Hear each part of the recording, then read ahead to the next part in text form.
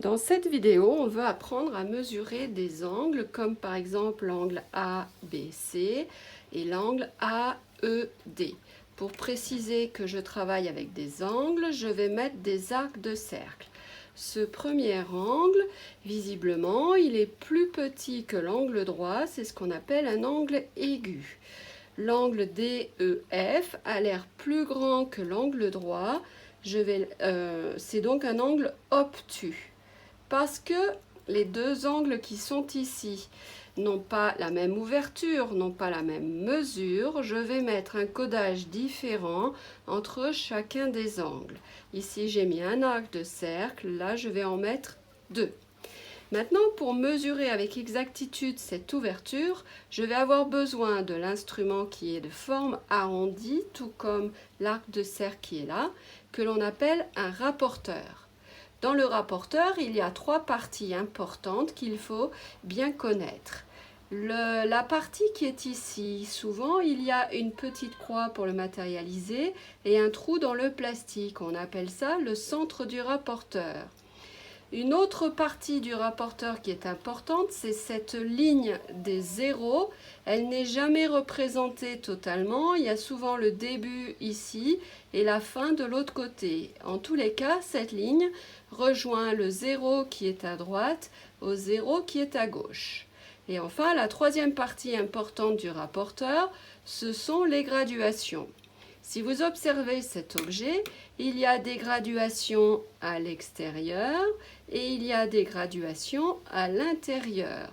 Les graduations ne sont pas identiques au même endroit désigné par un petit tiret. Donc il va falloir faire attention et ne pas se tromper dans la lecture de la mesure de l'angle.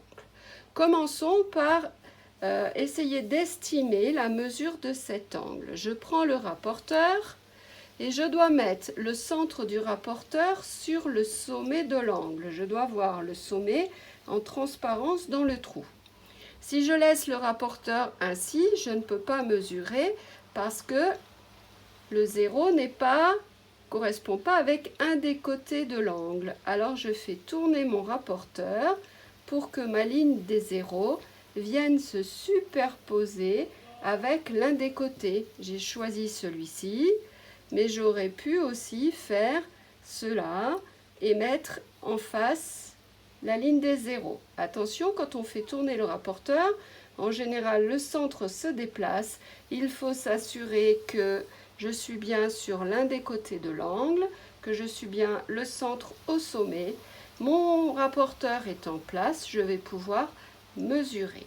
Je veux mesurer l'ouverture, je ne vais pas lire la réponse comme ça de l'autre côté. Je vais compter. Je pars du 0 et je compte 10, 20, 30, 40, 50. Ma mesure, elle est entre 50 et 60. Elle est au-delà de 50. Les petites graduations, c'est 1, 51, 52, 53, 54, 55 et je suis pile sur 56 degrés. Je peux indiquer la mesure à côté de l'arc de cercle ou bien j'écris que l'angle ABC, attention, la lettre du milieu doit toujours être le sommet, égale 56 degrés. Si vous devez lire cette écriture en français, vous direz l'angle ABC mesure 56 degrés.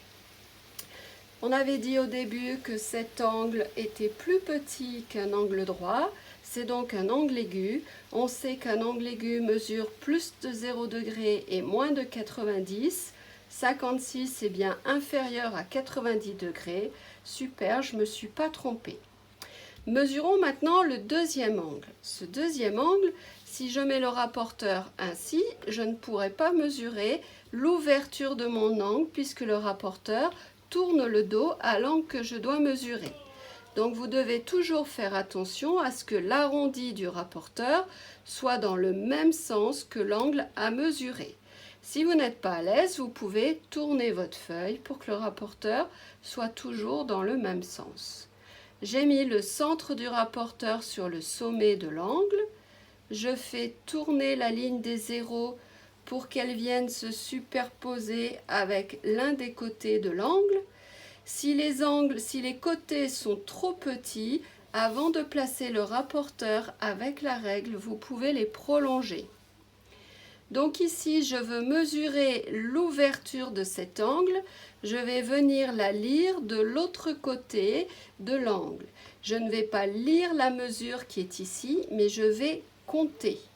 10, 20, 30, 40, 50, 60, 70, 80, 90, 100, 110, 111, 112, 113, 114, 115 degrés. Je mets la mesure à proximité des arcs de cercle, ou bien j'écris que l'angle DEF mesure 115 degrés.